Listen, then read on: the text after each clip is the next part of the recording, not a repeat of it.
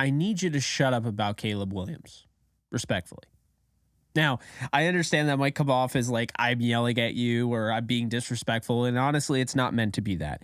It's just the name of the title. And it's kind of trying to show you where we're coming from, what this actual video is about. And really what it's about is that the Rams, who I've been very, very critical of this whole offseason, just knocked out of the park in the draft.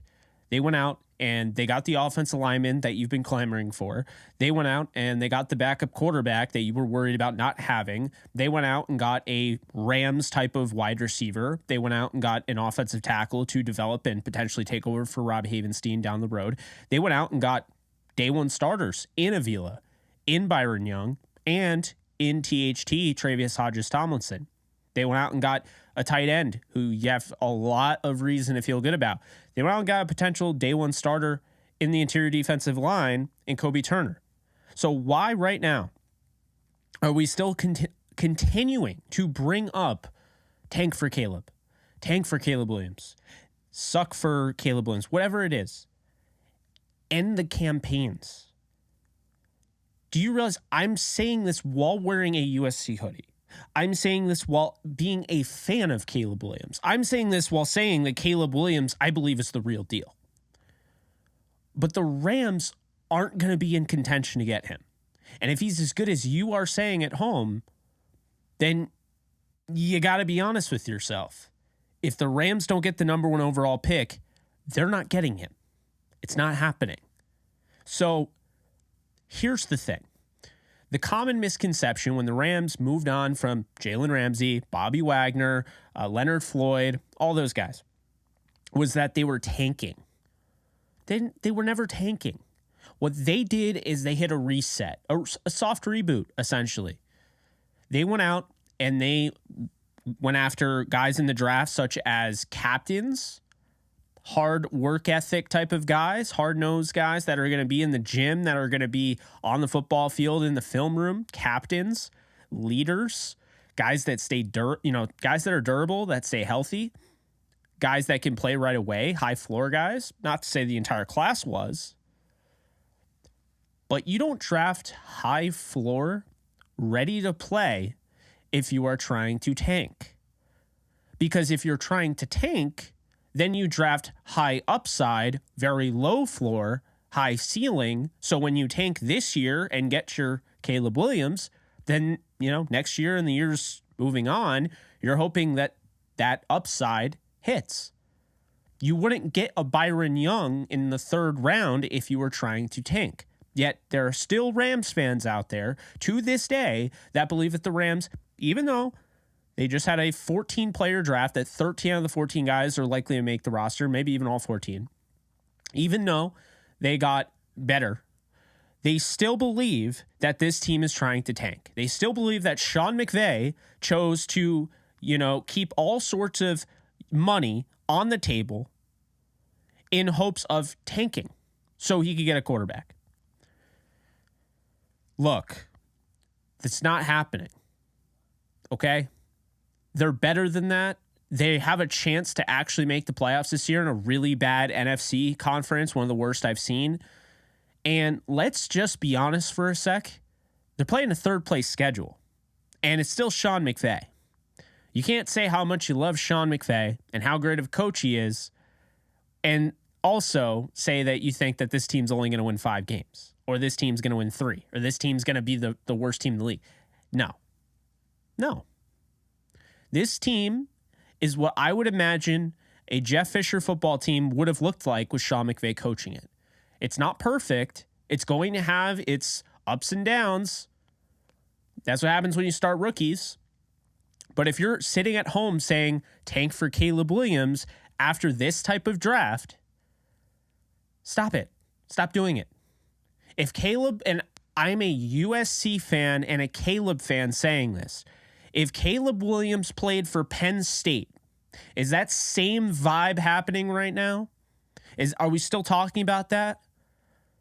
That's my issue. Is this a geographical thing?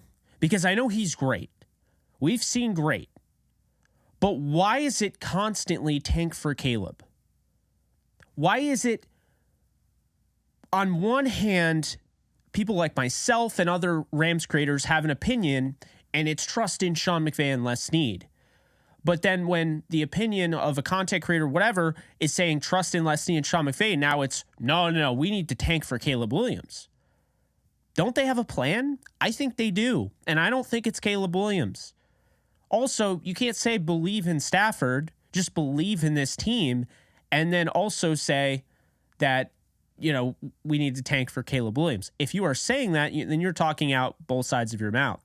So I had to make this video because it's been on my mind for a while. I have nothing against Caleb Williams. If I'm coming off like that, I'm literally wearing a USC hoodie, and I'm a big fan of his. And I remember actually being really excited the day he committed to USC to transfer from Oklahoma. But guys, we need to calm down with this. The draft just happened. You should be excited about the season. I understand this team probably is not winning the Super Bowl this year, but it doesn't mean they can't win it in 2024. Definitely doesn't mean they can't win in 2025.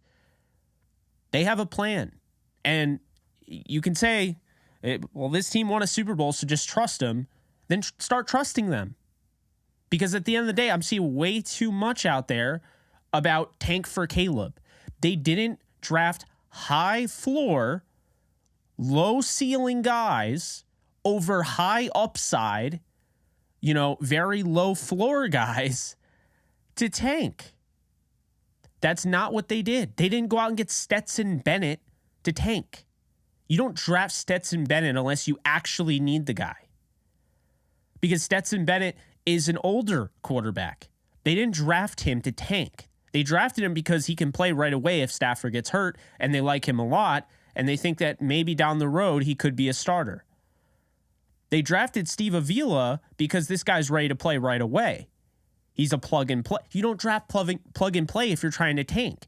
If you're trying to tank, you're going to get those super raw trait-C guards, trait-C offensive tackles, trait-C quarterbacks, wide receivers, edge defenders. If you were trying to tank, you would draft guys like O'Shawn Mathis in the second or third round.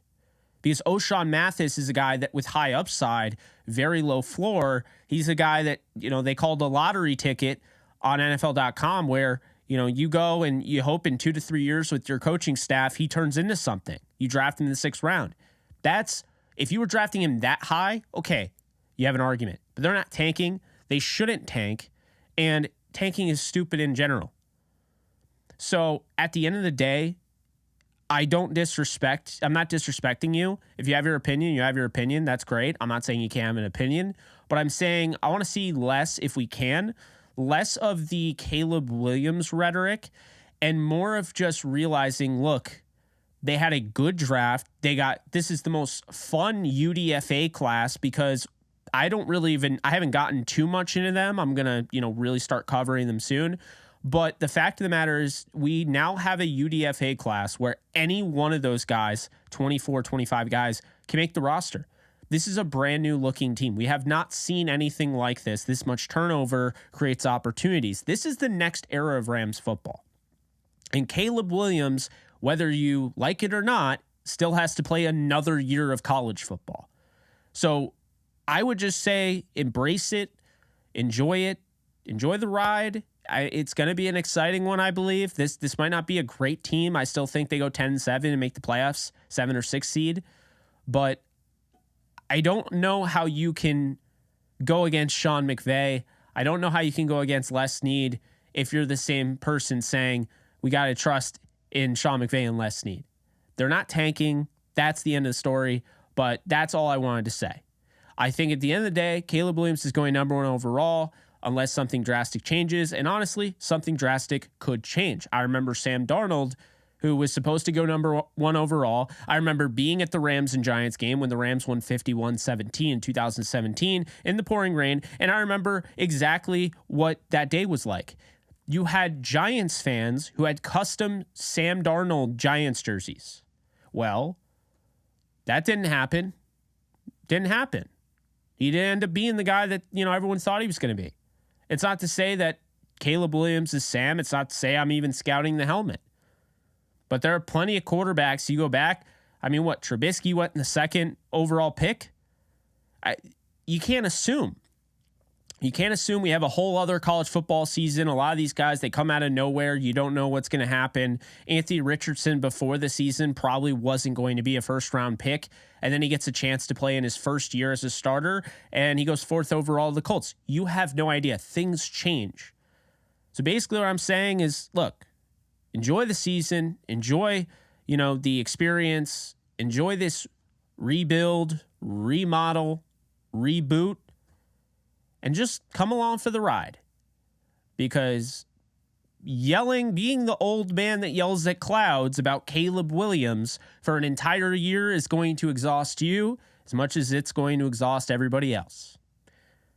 That is my PSA, and I'll see you guys soon. Later, folks.